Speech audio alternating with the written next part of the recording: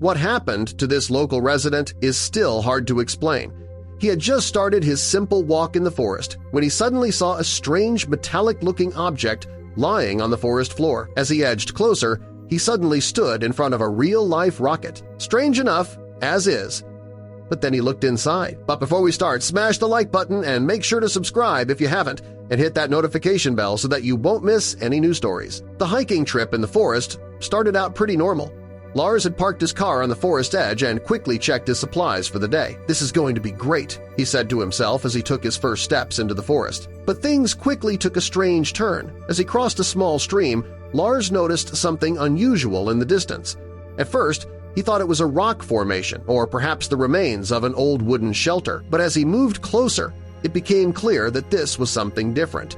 The shape was too smooth, too unnatural. The shape and surface strangely caught the sunlight, making the sun's beam shine straight into Lars's eyes. "Damn, that's blinding," Lars said, as he moved a few branches of a nearby tree to move closer to the mysterious object. One thing was clear. Whatever caused this reflection did not belong in the forest. By the time Lars was just a few meters away, he realized how massive the thing was. It stretched along the forest floor, half covered by fallen leaves and mud. Its surface was metallic, gleaming faintly despite the dirt. It looked like something from a science fiction movie, sleek, cylindrical, and entirely out of place. Lars stopped and stared. The shape was unmistakable now. This was no ordinary object. It was a rocket. For a moment, he could only stand there, frozen. His mind struggled to comprehend what he was seeing. Rockets belonged to launch pads and space stations, not forests. The thought of how it got here, or why, sent shivers down his spine. He approached cautiously, his heart pounding. The rocket was damaged, with deep scratches running along its surface. It looked like it had fallen from the sky and landed here, far from where it should have been. One end of it, the base, had massive engines, 3 dark nozzles with burned fuel residue still caked on the inside. Then Lars noticed something else. On the side of the rocket was a piece of metal skin that looked loose, like a flap of aluminum foil halfway peeled back. It wasn't large, but big enough to see a hollow space behind it. Lars simply couldn't resist and crouched down, his fingers brushing against the edge of the flap. The material felt weirdly cold, even though the temperature outside was pleasant. With a gentle tug, the flap lifted. A small gap appeared, revealing a hollow, dark space inside. Lars hesitated, glancing around the forest one last time. Then, unable to resist his curiosity, he ducked his head and crawled into the rocket. The darkness inside the rocket was absolute. Lars crouched low, waiting for his eyes to adjust. A heavy smell lingered in the air, like gasoline combined with burned hair. The walls around him were smooth, reflecting the small sliver of light from the open flap. It was quiet. Too quiet. Lars held his breath, listening for anything. He shuffled forward on his hands and knees. The floor beneath him felt odd, slightly spongy, unlike the hard metal he expected. His fingers brushed against the bumpy interior while he tried to gain some footing. What is this place? Lars shook his head, trying to push away the creeping unease. The narrow tunnel opened into a larger space. Lars stood, his head just brushing the curved ceiling. The air here felt heavier, and the faint smell had grown stronger.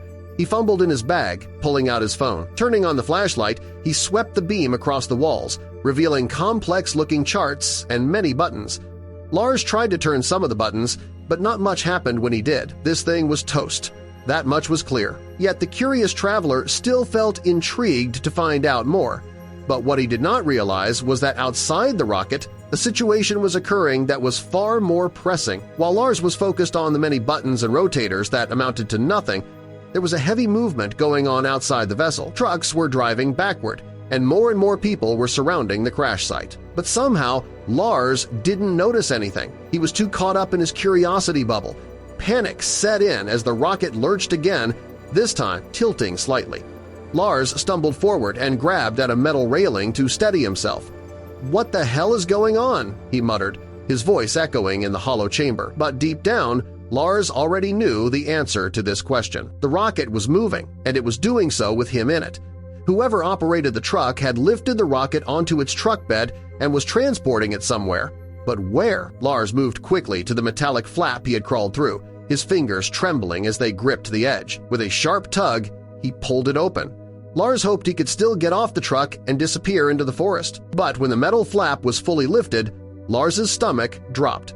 The forest was gone, replaced by a blur of trees and asphalt flying past. The truck was speeding down a highway, the rocket secured on its bed. Lars's mind raced. If he jumped now, he'd be seriously hurt or worse. Escape wasn't an option, not at this speed. He pulled his head back inside, shutting the flap behind him. "I'll wait until it stops," he told himself, though his voice wavered with uncertainty. The rocket shuddered with every bump in the road, tossing Lars against the wall multiple times. Lars gritted his teeth and eventually found a corner to sit in, hugging his knees. Every vibration, every jolt of the truck beneath him sent waves of anxiety through his body. He glanced at his phone, the battery already dangerously low, and sighed. The truck finally slowed down after about an hour, the longest one of his life. Lars felt the vehicle roll to a halt, followed by muffled voices outside. He crawled back to the metallic flap and pressed his ear against it. Through the thin layer of metal, he could make out a conversation. One voice, gruff and authoritative, mentioned an ID check.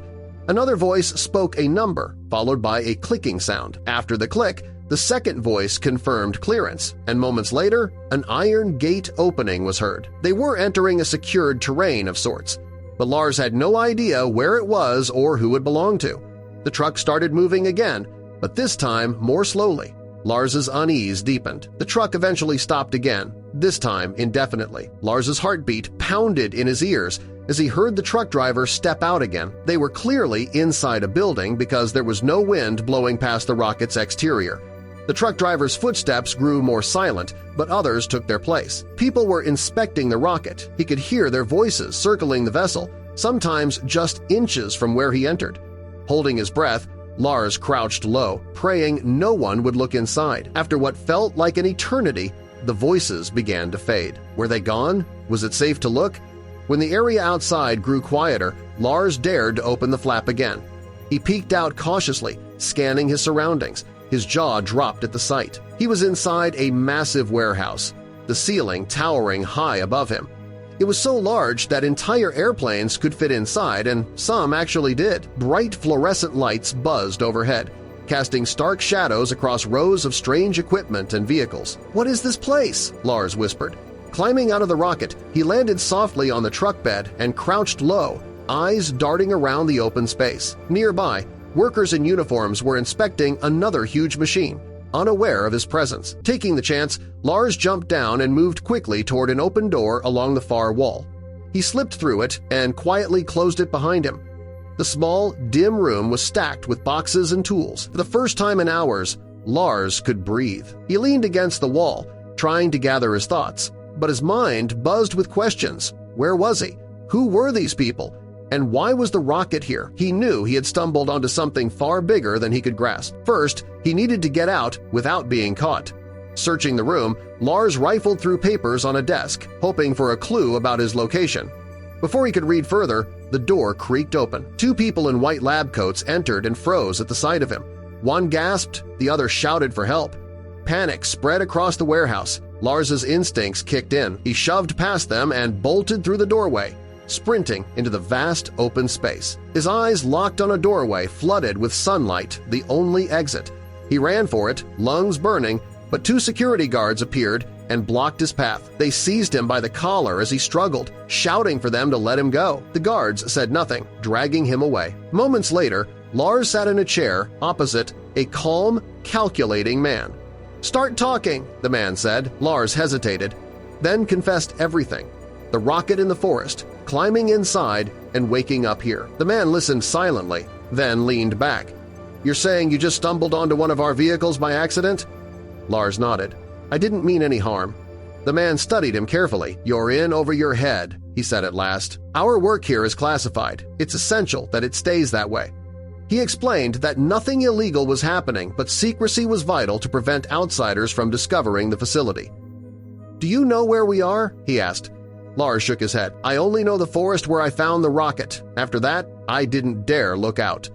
After a long pause, the man finally nodded. "You're not in trouble. It's clear this was an accident. We'll take you home, but you'll need to be blindfolded. I hope you understand." A guard stepped forward with a blindfold. This time, Lars didn't resist. "Ready?" the guard asked. Lars nodded. He felt a firm grip guide him out to a waiting vehicle. The ride was silent. Lars tried to make sense of everything: the rocket, the warehouse, the secret operation. About an hour later, the car stopped. The blindfold was removed. His car stood just ahead, exactly where he'd left it. One guard handed him his confiscated belongings. "Drive safe." Lars climbed in, still dazed. As he drove home, the day replayed in his mind. It felt unreal, like something from a movie. When he finally reached his driveway, he sat behind the wheel, staring blankly. "What a day," he muttered. He knew he'd never forget what he'd seen, but he would keep it to himself. That night, Lars sat by his window, staring at the stars. He wondered about the rocket's journey and the secret facility's purpose. Though life returned to normal, he often recalled that strange day in the forest. It was his secret, his life's most extraordinary memory.